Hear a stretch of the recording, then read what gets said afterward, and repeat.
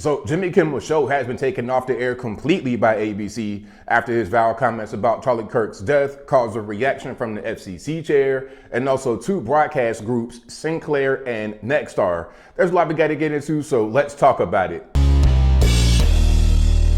How's everybody doing? My name is Anthony Brian Logan, and today we got to talk about Jimmy Kimmel's show taken off the air completely by ABC after his crazy comments about Charlie Kirk's death. Now, this is a really big story because all of a sudden, a lot of the left talking about free speech. That's crazy. Look, I don't want to hear anybody who celebrated Charlie Kirk's death talking anything about free speech right now, because all Charlie did was go out there and talk to people, and as a result, his life was taken. May he rest in peace, and again, prayers out to family and friends. A lot of the left danced on his grave, all on social media, all on television, everywhere. That somehow wasn't a violation of free speech. But the FCC doing their job, really, we'll talk about that a little bit later, the FCC doing their job and people protesting against Jimmy Kimmel with their speech, all of a sudden that's not a good thing. I don't really understand. It's crazy, but there's a lot we got to get into. First, we got to get into what Jimmy said, and then some of the legal issues going on. You're going to hear from the FCC chair and a few more things. So let's get straight to it, okay? And you know, with these people, I got to be weird. I got to kind of not show the video because they're going to try to strike me. But I'm going to try to link to everything in the box. But without further ado, let's go ahead and roll it. We hit some new lows over the weekend with the MAGA gang desperately trying to characterize this kid who murdered Charlie Kirk as anything other than one of them, and doing everything they can to score political points from it. In between the finger pointing, there was grieving. On Friday, the White House flew the flags at half staff, which got some criticism. But on a human level, you can see how hard the president is taking this. My condolences on the loss of your friend Charlie Kirk. May I ask, sir, personally, how are you holding up over the last day and a half, sir? I think very good. And by the way, right there, you see all the trucks? They've just started construction of the new ballroom for the White House, which is something they've been trying to get, as you know, for about 150 years. And it's going to be a beauty. Yes. So before you even get into it, everybody grieves different. Everybody not going to be sitting there crying and sobbing and doing all that. Everybody don't do that. Because once you experience quite a bit of that in your life, you can't stay in that place or you're going to forever be there. But I digress. He's at the fourth stage of grief, construction. Demolition, construction. This is not how an adult grieves the murder of someone he called a friend. This is how a 4-year-old mourns a goldfish, okay? See, there you go, Jimmy Kimmel. Okay. So these are the comments that kind of sparked some controversy. And Jimmy has said quite a few things before. This ain't the first time. This is just the most recent time. Okay. Now, this is going to be from Brian Stelter over at CNN. He's going to give his 2 cents about what's happening as far as legal things, the FCC, and etc. All right. So for some context, as I was saying from the beginning, there's two, I guess you would say, broadcast groups. These are companies that have groups of TV stations. So for example, your local ABC affiliate may be owned by Nexstar or Sinclair. So I think it was Nexstar that first came out and said, we're not going to show Jimmy Kimmel's show. Then it was Sinclair. Then that put pressure on ABC. Disney, the big boss, to go ahead and pull the plug completely. Now, Stelter is going to say that it's business related. Oh, it's because Nexstar wants to do some things. Maybe Sinclair does as well. So they got to pretty much brown nose the federal government. Let's go ahead and watch this. Then we'll keep on rocking. Nexstar already owns lots of TV stations. It wants to merge with Tegna, which owns lots of other stations. In order to do that, it needs Brendan Carr, the FCC chair's permission, and it actually needs the FCC to change the regulations entirely about how many stations an individual company can own. So Nexstar has all of this pending business before the government.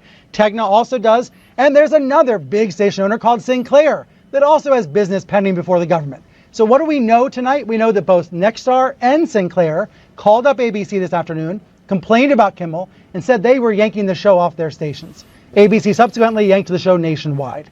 So we know that two major TV station owners, both of which need to curry favor with the Trump administration, were the ones that most loudly and vocally condemned Kimmel and said they were going to not air the show tonight and in the coming nights. It's an Occam's razor situation. It's exactly what it looks like. Next are Okay, so this is Brian Stelter over at CNN. Now, what he's saying about the business that they have, I mean, yeah, but that's not really it. See, the FCC is there for a reason. They must serve in the public interest. So if you got stuff like Jimmy Kimmel, like straight up garbage on your network, that's going to be a hard sell, okay? You can't show certain things or say certain things when you have an FCC license. This is why you don't see nudity on broadcast television. You can see it on HBO because they're not regulated by the FCC because they're not a broadcast entity. They are part of a cable subscription you got to pay for. But when you can just hook up an antenna and just see stuff on your TV, that's regulated already. So some are going to say, well, the FCC and the government are getting in the way of free speech. Well, welcome to reality. Okay, try cursing on television. Try using the F word as a verb on TV and see what happens. The FCC will find you. Yes, they will. Now, there's a lot more we got to get into. Let's hear from, I believe this is going to be more from CNN, and then we're going to hear from the FCC chair in question. Check it out. I don't think this is a legal issue. I don't think this can be pointed to the FCC or the Trump administration and say, well, this is about them going after Kimmel because of what he said. Personally, I think it's more of a cultural issue. And I got to tell you, look, I'm about as moderate a Republican as you're going to get. I'm from New York. I have not been comfortable watching late night television for 15 years because when you have conservative leanings and you're constantly mocked and you constantly feel like you're doing something wrong, you shut it off. You don't watch it anymore. And then what happens is it's circular. If the host doesn't have that audience, the host doesn't worry about keeping an audience like that. It goes in circles, and at some point, you get things like this where you say... Exactly. Right on point. Like, you're not worried about the audience who were Charlie Kirk fans. You're not worried about the audience who are conservative. So then you just go and say anything because you're playing to your crowd that you have, over the many years, cultivated to be a certain way. And I think a lot of these late night shows, Kimmel, all of them have become, we hate Trump, we hate conservatives, we're liberal, and we're the best. That's the kind of feeling I get from these shows. Let's keep on rocking. We got a lot. Now, this is going to be the FCC chair right here, okay? Brendan Carr is his name. This is him with Benny Johnson. Shout out to the big homie Benny. Let's go ahead and watch some of this. I won't play the entire thing as come along, but I'll link to it in the description box so you can check it out there. Check it out. You know, when you look at the conduct that has taken place by Jimmy Kimmel, it appears to be some of the sickest conduct possible. As you've indicated, there are, avenues here for the FCC. So there are some ways in which I need to be a little bit careful because we could be called ultimately to be a judge on some of these claims that come up. But I don't think this is an isolated incident. I mean, you go back to Representative Swalwell, and he had a tweet out last week where he was saying that, emphasizing that Charlie Kirk's killer was a straight white male from a Republican family that voted for Donald Trump. In some quarters, there's a very concerted effort to try to lie to the American people about the nature, as you indicated, of one of the most significant, newsworthy public interest acts that we've seen in a long time.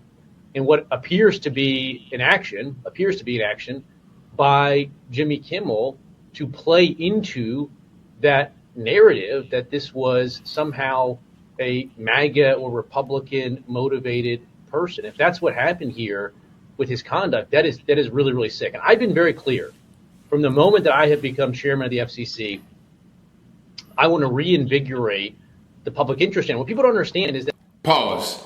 The public interest is very, very important because that is part of the responsibility of the FCC, and they've been around since 1934. This is not a new thing. It's not because of some right-wing conspiracy and cancel culture. No. These are laws that are on the books, regulations that have been on the books for almost 100 years in the USA. So let's not play that game, but I digress. That the broadcasters, and you've gotten this right, are entirely different than people that use other forms of communication. They have a license granted by us at the FCC, and that comes with it an obligation to operate in the public interest. And we can get into some ways that we've been trying to reinvigorate the public interest, and some changes that we've seen. But frankly, when you see stuff like this, I mean, look, we can do this the easy way or the hard way.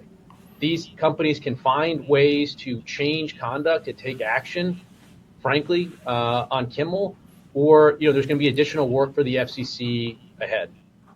There it is. Okay, so again, this is going to be the FCC chair, Brendan Carr. And after these comments, that's when you had Nexstar say, hey, we're going to have to back off. Then Sinclair said the same thing. And then here come the big boss, Bob Iger, ABC Disney, same thing. Now, I just want to read some of what the FCC does, okay? They regulate content. So I don't want to hear anyone talking about violation of free speech. They regulate content. That's their job. Now, if you don't like that they regulate content, then petition your government to change what the FCC has been doing since 1934. Don't just think it's a new thing that's going on. But look, they enforce rules on obscene, indecent, and profane content. Obscene material is prohibited at all times, while indecent and profane content is restricted between 6 a.m. and 10 p.m. when children are likely watching, known as a safe harbor period. These rules apply to over-the-air broadcast TV, but not to cable or satellite TV, which face fewer restrictions due to their subscription-based nature. Okay, so if you want to say more things, if you want to be obscene, if you want to show nudity, two men kissing or whatever, maybe they do that on regular TV. And by the way, the FCC gotten soft. A lot of what they show now on TV, you could never show back when I was young. But anyway, if you want to face fewer restrictions, then you need to get off of the FCC license. Get off of that. Give it up. And then go cable subscription route. But if you want to be over the air and available for free for anybody to be able to see, including children, you got to do things a certain kind of way. It is what it is. So you see more here. Licensing, public interest, political speech, advertising sponsorship. One thing about the FCC here, they regulate commercial speech, ensuring transparency and sponsorship and limiting deceptive advertising. It also caps commercial time during children's programming. Now, the thing about this is important that they have not really been enforcing is that a lot of what you see on television, it seems like it is product placement. They're not being honest about the sponsorship. We saw that with the Jabby Jab and C19. We saw some weird stuff on some of these late night shows. It made you think, who's sponsoring this for real? What's really going on? But that's pretty much that. I mean, as I close, I want to say this. Shout out to everyone who most likely contacted their local ABC affiliate and said that what Jimmy Kimmel did was foul, using your free speech to affect what you're able to see on television. That is a great thing. If you think this is a violation of free speech, I don't understand. Look, I showed you what the FCC does. If you don't want to be under that umbrella of having FCC regulations, then give up your license. Go straight to cable and see how you do there. But I think I'll leave that right there for now. And what say you? What's your opinion on Jimmy Kimmel getting canned, or at least temporarily canned, off of the air by ABC, the big boss, Disney? Do you think that he'd be able to apologize? Maybe, this was kind of charitable act to gain favor and get back on air? Or is he done completely, just like Stephen Colbert and all the others will be in very short time? Whatever your thoughts are, let me know in the comments below. You guys know where I'm at. I mean, listen, this is Jimmy Kimmel's fault. And really, he's been doing a lot of stuff like this, saying crazy things like this on air, pushing propaganda. They all have for a very long time. And again, FCC has gotten soft over the years because a lot of what we see on TV, not just this about Charlie, but things we see on TV in general, two men kissing, I mean, what's going on with that? You could not show that back in the day. So I'm glad the FCC are getting back to their job. And again, if you don't want the FCC regulation and you want to say whatever you want to say, then give up the FCC license and go the cable subscription route. Go to YouTube or somewhere like that and see how that works out for you. But whatever your thoughts are, please let me know in the comments below. And that's all I got to say for this video. If you like what you heard, please comment, rate, share, and subscribe. Peace.